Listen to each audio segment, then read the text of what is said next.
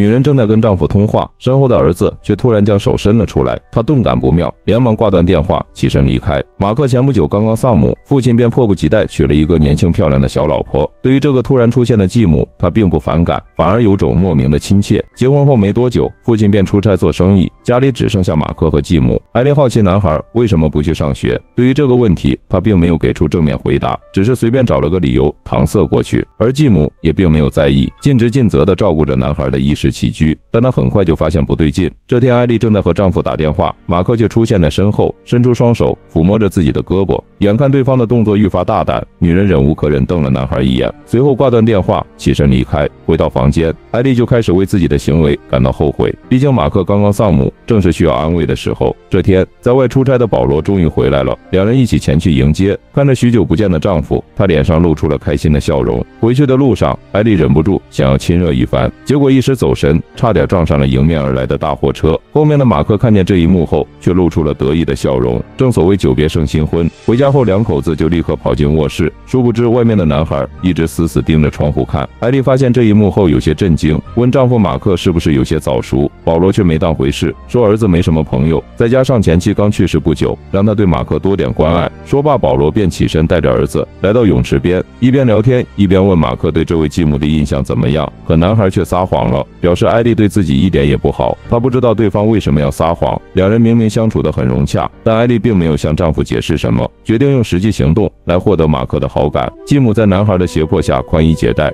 随着身上的衣物被渐渐褪去，男孩也露出了诡异的微笑。为了更多的了解马克，艾莉来到学校里，准备弄清男孩一直不去上学的原因，结果却意外得知马克早已被开除了，原因是他经常在学校里偷窥跟踪女同学。女人回到家后将这一切告诉丈夫，马克对此早有察觉，也知道儿子频繁接近异性这件事，不过他并没有当回事，认为一切都是前妻意外去世造成的，马克只是需要更多的关爱。艾莉听后觉得有道理，决定日后多加关心男孩。这天，女人正忙着收拾阁楼杂物间，忽然在角落里发现了一个木箱，打开之后发现里面都是些女性衣物，她认出来不是自己的，那么只有一个可能，这些衣服都是马克生母留下来的。艾莉以为保罗还对前任念念不忘，内心不禁萌生出一股醋意。不久后，丈夫又出差了，她躺在卧室里独守空房，突然发现天花板好像有问题，上面竟然有一个小洞，正对着夫妻俩的床。家里除了马克没有外人，艾莉当即找到男孩对峙，没想到马克竟然主动承认了，还调侃继母的身材性感。艾莉不禁联想到几天前的舞会上，她从朋友口中得知丈夫的前任妻子并非正常死亡，于是便质问男孩是不是知道什么。然而马克却露出一抹喜悦的笑容，表示继母每脱一件衣服，自己就回答他一个问题。接下来两人便开始了问答环节，随着身上的衣服越来越少，艾莉也得到了想要的答案。原来马克知道母亲心脏不好，于是故意给浴缸加热，使其机器漏电，间接害死了对方。10岁出头的男孩表面上人畜无害，背地里却一直贪恋继母的美貌。为了尽早让父亲迎娶艾莉，他甚至间接害死了自己的亲生母亲。女人得知后大吃一惊，意识到马克的危险与疯狂，艾莉决定采取行动，立刻将在外出差的丈夫叫回到家，将事情的真相说给保罗听，并带着丈夫来到阁楼上，准备揭穿马克偷窥自己的事实。殊不知男孩早就将洞口给补上了。保罗感觉妻子在胡闹，再加上之前马克表示总说艾莉对他不好，所以保罗认为女人是在故意挑拨自己和儿子之间的关系。眼看丈夫不相信自己，艾莉只能以哄骗的手段来吓唬马克，撒谎说保罗已经在给他找心理医生了。男孩听到这个词后，突然表现得很烦躁，同时也对继母起了杀心。原来当时马克的母亲也发现了异常，准备带儿子去看心理医生，结果这一行为引起了男孩怨恨，最后他制造意外，间接害死了母亲。晚上，艾莉躺在床上久久无法入睡，她越想越害怕，既然马克连自己的生母都敢杀，肯定也不会将自己这个继母放在眼里。想到这里，女人只觉得后背发凉。第二天，她找到正在工作的丈夫，说出了自己的担忧。